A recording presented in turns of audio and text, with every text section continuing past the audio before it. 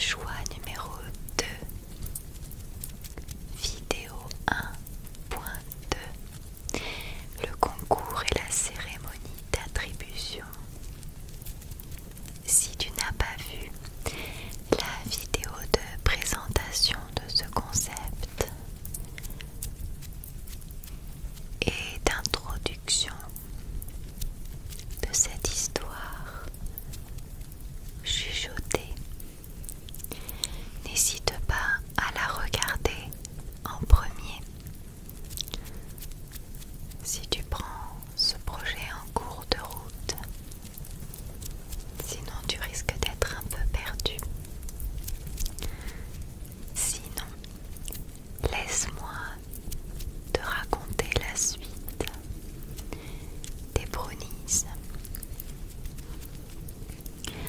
Donc, choix numéro 2. Le concours et la cérémonie d'attribution. Le village était en fête. Tous les brownies s'étaient rassemblés sur les bancs pour la cérémonie d'attribution. Comme le devait la coutume, le chef des brownies, le plus vieux d'entre eux, après un discours élogieux, fit place au Croonie, qui commenta le concours suivi de la cérémonie d'attribution. Le Croonie prit le micro. Bonsoir à tous et à toutes, petits et grands brownies. Nous sommes de nouveau réunis ici même en ces lieux pour inaugurer le 27e concours de l'attribution. Sur ces mots, tous les brownies applaudirent en chœur, fous de joie et excités. Nous débutons sans plus attendre, comme vous le savez, par la présentation des candidats. Mais à la différence des concours précédents, cette année, cette présentation, non sans une touche d'humour, se transformera en une véritable épreuve notée par notre jury. Et oui, laissons sans plus attendre place aux candidats qui vont défiler à tour de rôle dans des tenues les plus extravagantes à la manière des humains. Le premier candidat à défiler était une candidate. Et quelle candidate! Les brownies étaient tous charmés, surtout par ses petits pieds qui étaient un signe de beauté chez ces créatures. Elle était très grande pour une brownie, et du haut de ses talons chapardés que peu de brownies pouvaient chausser, elle était vêtue d'une tenue très légère, inspirée de ce que pourraient porter les femmes du village des humains dans l'intimité de leur foyer. Au premier rang était assis un vieux brownie malade du cœur, accompagné de sa femme qui faillit mourir sur place devant cette créature venue d'une autre planète. Spectacle rare pour lui qui eut pour conséquence une violente douleur au crâne, engendrée indirectement lorsque sa femme lui mit une claque derrière la tête. La candidate fit forte impression, mais les autres, y compris notre brownie, gagnaient tout de même des points dans un autre style plus humoristique. Notre brownie n'était pas certain d'avoir fait forte impression. Il n'était pas à son aise lorsqu'il fallait amuser la galerie. Il le faisait la plupart du temps malgré lui, mais il fit de son mieux. Il proposa une interprétation très personnelle du vieux capitaine Wellington, du village des humains, qui avait pour habitude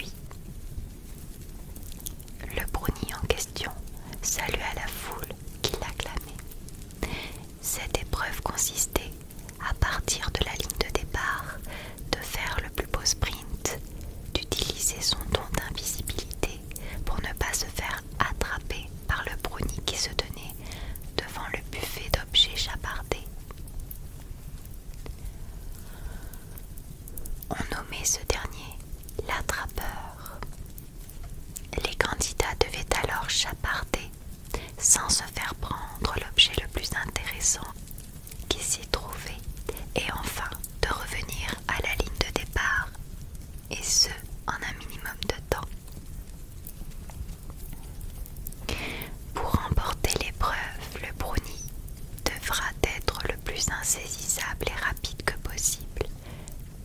Mais pas que. Chaque brownie devra alors montrer l'objet chapardé, expliquer son choix et convaincre le jury qu'il a fait le meilleur choix.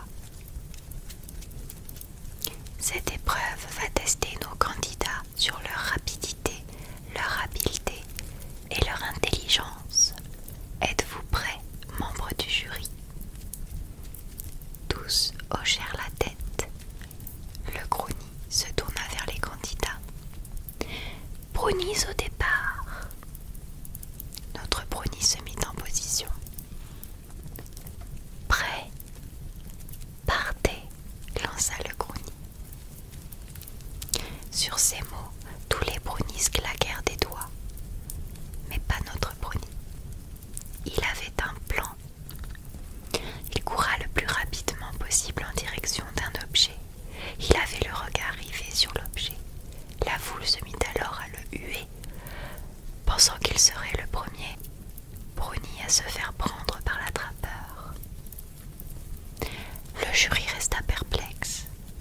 Puis, au dernier moment, avant que l'attrapeur ne l'attrape, il claqua dans ses doigts et disparut. Il esquiva la main de l'attrapeur, passa dessous son bras et attrapa l'objet qu'il convoitait en réalité.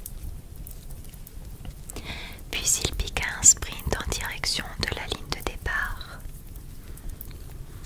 Notre brownie était heureux.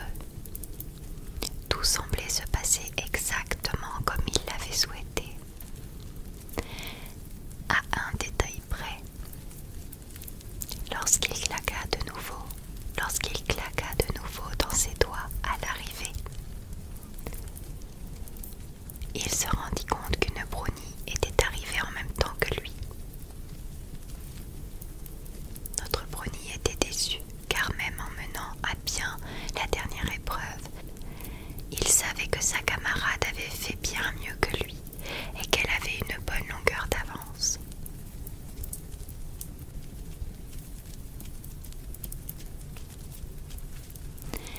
Ainsi, la dernière épreuve du concours, intitulée « La table du brownie », arrivait enfin.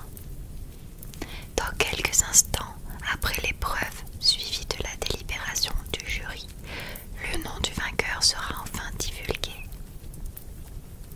Dans cette épreuve, nos candidats vont être notés sur leur rapidité, la propreté, leur créativité. Qui dressera la plus belle table? Qui bluffera notre jury? Laissons place au premier candidat. Cette épreuve consistait tour par tour pour chaque brownies à nettoyer dans un premier temps une table, puis à l'agrémenter d'éléments décoratifs, le tout dans un temps imparti. Le dernier participant à devoir monter sur l'estrade fut notre brownie. Tous ses adversaires avaient été époustouflants, surtout la fille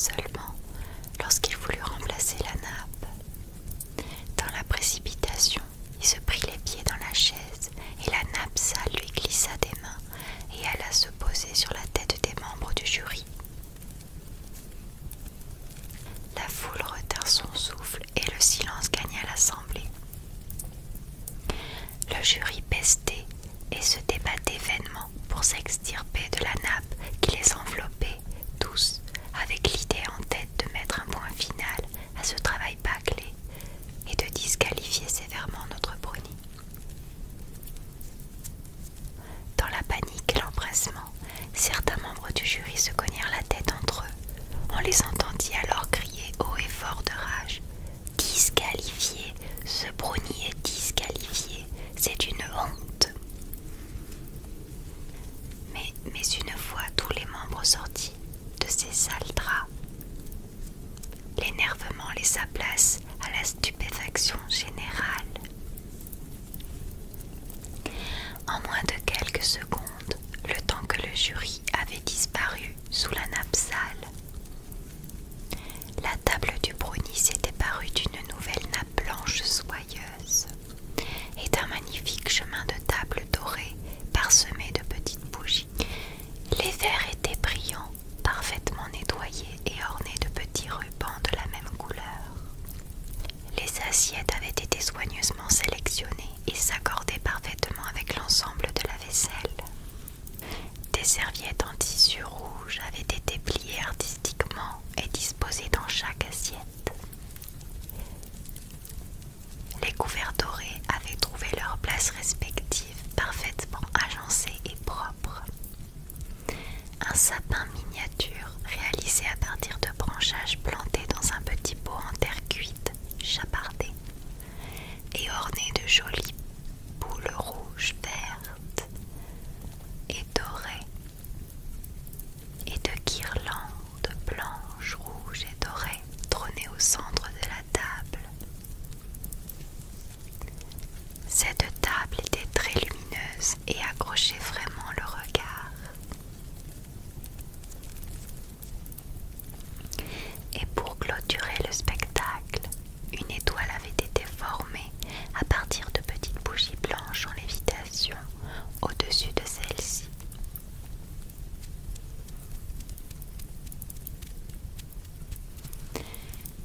Le jury